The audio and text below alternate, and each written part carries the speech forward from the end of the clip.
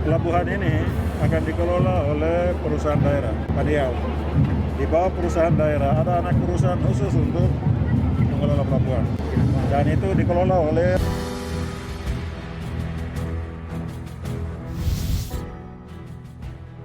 Menakjubkan, jalur niaga selatan Papua makin ramai karena tol laut trayek T-19. Kementerian Perhubungan mengungkap melonjaknya distribusi logistik di wilayah timur Indonesia, khususnya jalur lintasan niaga selatan Papua. Fenomena ini tak lepas dari efek penyelenggaraan tol laut di wilayah tersebut.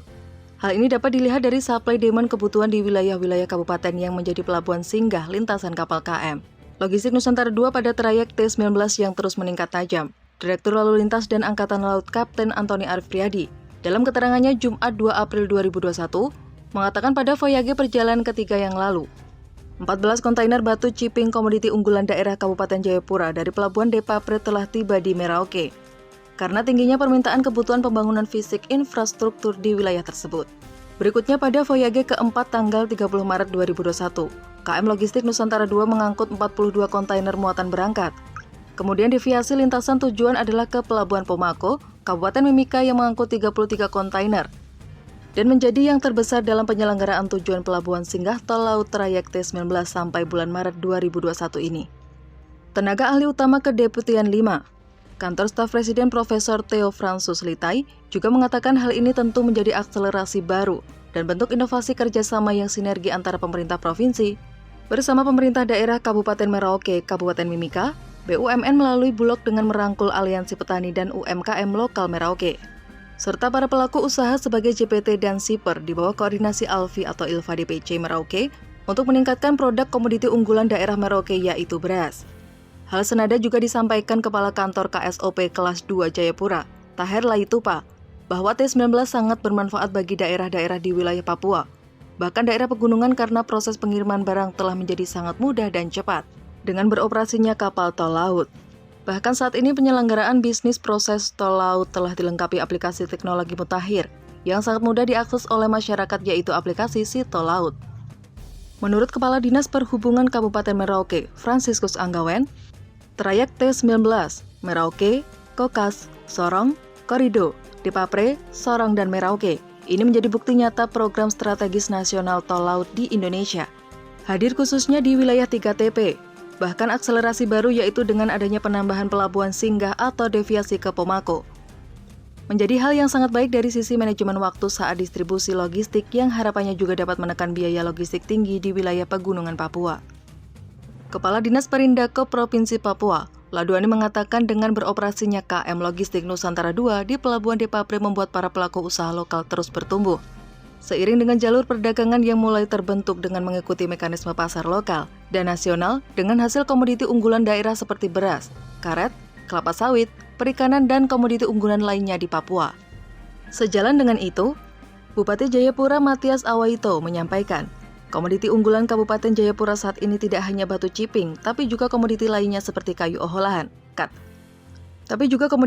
seperti kayu olahan, arang kayu, dan kelapa sawit yang berkualitas tinggi. Hal ini menjadikan ekonomi masyarakat Kabupaten Jayapura meningkat selaras dengan bertumbuhnya jenis usaha baru.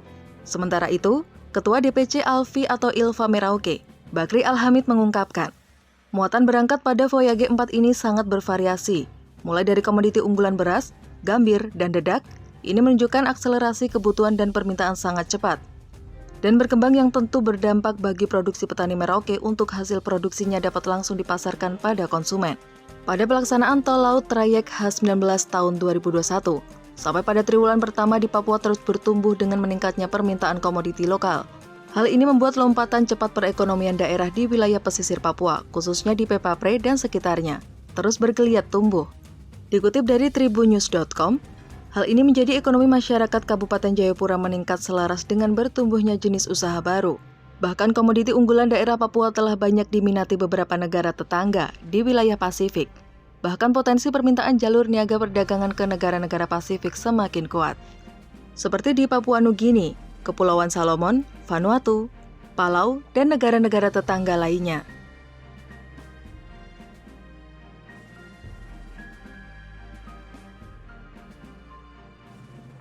Kita kita juga sepakat untuk terus meningkatkan kerjasama pertahanan dan maritim Indonesia-Jepang.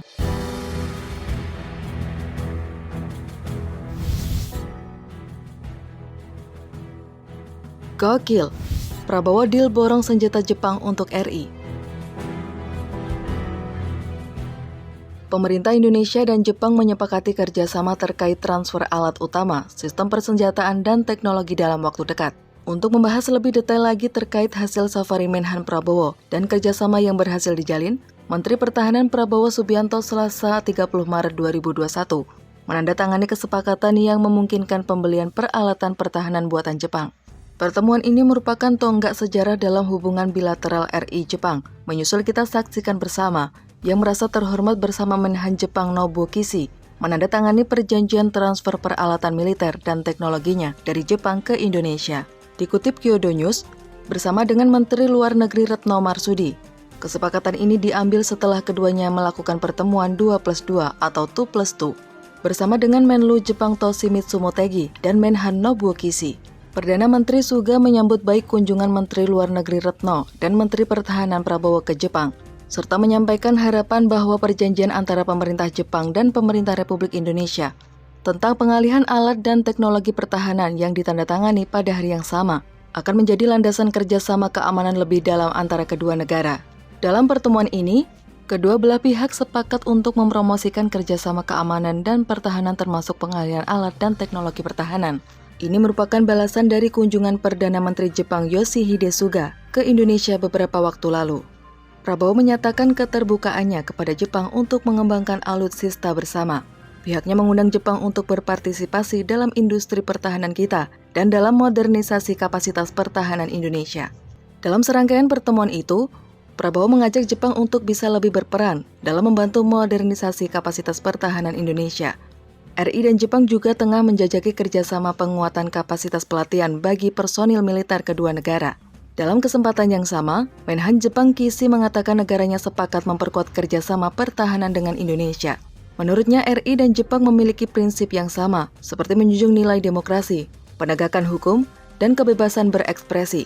Pertemuan ini berlangsung sangat produktif dan diharapkan bisa semakin memperkuat relasi kedua negara, terutama dalam bidang pertahanan ke level yang lebih tinggi. Kedua negara ini akan segera merencanakan pertemuan-pertemuan selanjutnya terkait realisasi transfer senjata dan teknologi pertahanan lainnya.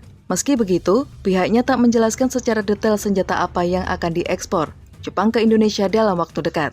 Indonesia menjadi satu dari 10 negara, termasuk Amerika Serikat dan negara Eropa, yang sejauh ini memiliki perjanjian ekspor senjata serupa dengan Jepang. Di Asia Tenggara, Filipina, Malaysia, dan Vietnam juga sudah memiliki perjanjian transfer senjata dengan Jepang. Selain ekspor senjata, Jepang dan RI turut membahas situasi di Laut Cina Timur dan Laut Cina Selatan yang kian mengkhawatirkan. Kepada Prabowo, Kishi menyampaikan keprihatinan terkait undang-undang baru Cina yang secara eksplisit memberikan kekuasaan luas kepada penjaga pantai negeri tirai bambu dalam mempertahankan klaim di laut. Ia juga menegaskan bahwa undang-undang Cina tersebut tak sejalan dengan hukum internasional. Di akhir sebutan, Kishi mengatakan selain ekspor senjata, Jepang dan RI turut membahas situasi di Laut Cina Timur dan Laut Cina Selatan yang kian mengkhawatirkan. Kepada Prabowo, Kishi menyampaikan keprihatinan terkait undang-undang baru Cina yang secara eksplisit memberikan kekuasaan luas kepada penjaga pantai negeri tirai bambu dalam mempertahankan klaim di laut itu. Ia juga menegaskan bahwa undang-undang Cina tersebut tak sejalan dengan hukum internasional.